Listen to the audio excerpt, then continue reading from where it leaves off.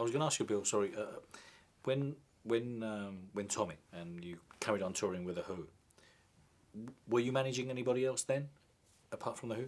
No. No. I picked up a couple of... Well, what happened, yes. What happened was, not immediately, but then a little while after that, I picked up a band along with... I worked out of England, and I joined forces with Pete Rudge, who also had worked at Trek for some time. And he was in New York, and I was in London. And between us, we managed to get the touring rights for the Stones, Rolling Stones. And we picked up a band, an American band called Leonard Skinner. Great band. And then I picked up through an old friend who ran Polydor Records in Holland and came over to run Polydor Records here in England, Fred Hyan, an great old friend, a band called Golden Earring. And there was one point a couple of years after that where we had tremendous success because I did a solo album with Roger Daltrey. He did an album of songs written by a boy called Leo Sayer, who was unknown. And he was managed by Adam Faith. And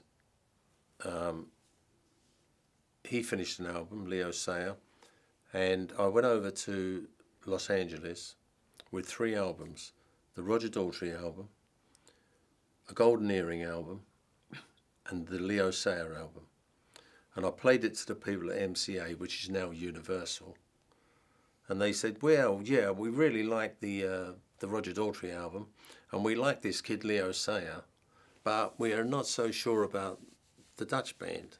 So I said, well, when are you going to be next in London? So they said, well, like 3-4 weeks' time. I said, come and look at the Dutch band. And I said, they're playing around London. Come and look at them. So they told me when they were going to be coming over, and I said, right, come to the Lyceum Ballroom in the Strand. And I had Golden Earring opening for somebody else at the Lyceum. So just prior to them going on, there was an IRA bomb scare, and they had to evacuate the theatre. So everybody's out in the street. There's like 2,500 people out in the street, and we're out there for like maybe an hour, hour and a half. They search the theatre. No, they don't find anything, so we go back in and we start very late and we do it. So the next day I said to them, I found the Americans at their hotel. I said, well, why didn't you come? They said, we couldn't fucking get near the theatre. They said, we came up there and there were thousands of people in the street. We want to sign that band. So I said, okay. So they signed the band, and this is what I'm talking about, the element of luck you need, you know. Yeah. So they signed the band. And thanks to the IRA bomb. yeah, because without knowing it. And the first track that we took off the album was a song called Radar Love. Great driving song, fantastic song. So I managed to get them on Top of the Pops, which was then, in those days, the big music program on TV. So we're down there doing the audition, the run-through, the sound check, and the drummer was a guy called Cesar Zudovic. And he said to this roadie, hey, get us a Coca-Cola. So the roadie came up to the bottom of the stage with the Coca-Cola, and this kid jumped over the drums and did a somersault down and picked up the Coca-Cola. I said, what's that? I said, do that. He said, I'm a jumper, parachutist. He said, I do parachute jumps. I said, do it again. So he jumped over the drums and rolled down. I said, do it during the show. Do it. So he did it, and we had a #1. He jumped over there, and we had a #1 record.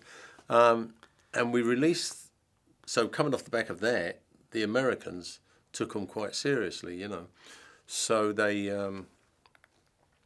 I took them to America, and we had a top 3 album. I mean, huge album. And I thought, and they were great musicians, and they were all great-looking guys. So I thought, this is it, you know. And the album was called Moontan. But anyway, in those days in Holland, drugs were sort of virtually legal.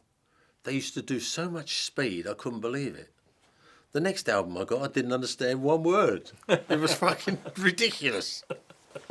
But having said that, they were a great, great band, and they were one of the few bands I'd ever had out supporting The Who that got an encore. You know, Leonard Skinner was another one.